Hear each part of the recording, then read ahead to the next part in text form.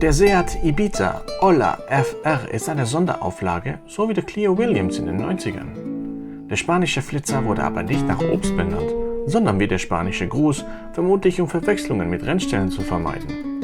Okay, zugegeben, der Ibiza hat nicht viel mit dem Clio Williams gemein. Dafür gibt es neben einem frisch facegelifteten Ibiza beheizte Sitze, LED-Beleuchtung rundum, Parksensoren rundum und Fahrerassistenzsysteme rundum. Dieser Testwagen legt noch einen drauf, mit digitalem Kombi, diesem Desire Red Metallic genannten Lack und 18 Zoll Felgen. Was? 18? Mein E39 5er BMW hatte 17 Zöller. Aber im Gegensatz zu meinem alten 5er ist hier kein rein 6-Zylinder unter der Haube, sondern ein 1,5 Liter Vierzylinder mit 150 PS. Ja, es ist wieder der Motor. Ich bin mit dem Motor ziemlich vertraut mittlerweile. Und mit dem Vorgänger, dem 1,4 Liter Vierzylinder. Und mir ist klar, dass dieser Motor mit den schwersten Fahrzeugen der MQB-Plattform klarkommen muss. Also die größere Plattform, des Golf, des Touran zum Beispiel. Und die Drehmomentcharakteristik widerspiegelt das so ein bisschen.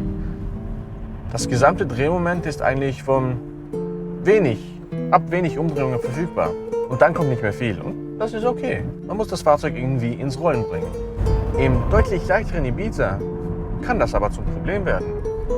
Mit dem gesamten Drehmoment aufs Mal kann man schon mal mit durchdrehenden Rädern an der Ampel durchdrehen.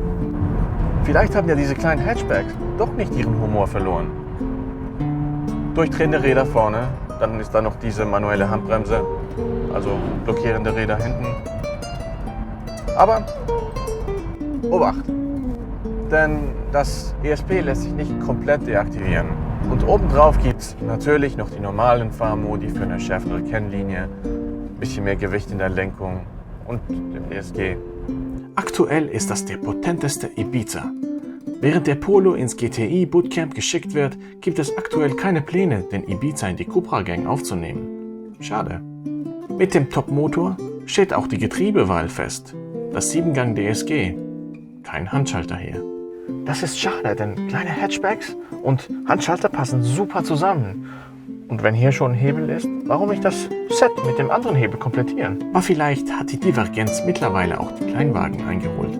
Es gibt da zwar noch einige Hersteller, die wirklich sportliche Minis bauen, wie zum Beispiel Hyundai mit dem i20N, aber die meisten haben das Spiel aufgegeben. Ist der Ibiza also heiß genug, so wie er ist? Das ist vermutlich das Auto mit dem kürzesten Radstand seit dem GR Yaris. Nun ja, und der GR Yaris hat auch ein ziemlich aufwendiges Setup und ja, nicht überraschenderweise ist das Auto ein bisschen nervöser, dank dem kurzen Radstand. Aber das heißt nicht alles, das ungefiltert in die Kabine durchschlägt. Eigentlich mag ich sogar das straffe Setup, denn da ist auch ein ordentlicher Reifen drauf, und zwar Contis Sport Contact 5. Das ist nicht der neueste Reifen, aber es ist einer mit gutem Grip. Und ihr wisst, wie sehr ich guten Grip mag. Man möchte eigentlich lieber selber schalten. Auch wenn die Schaltpaddel ein bisschen schwierig zu erreichen sind, zumindest mit meinen filigranen Händen.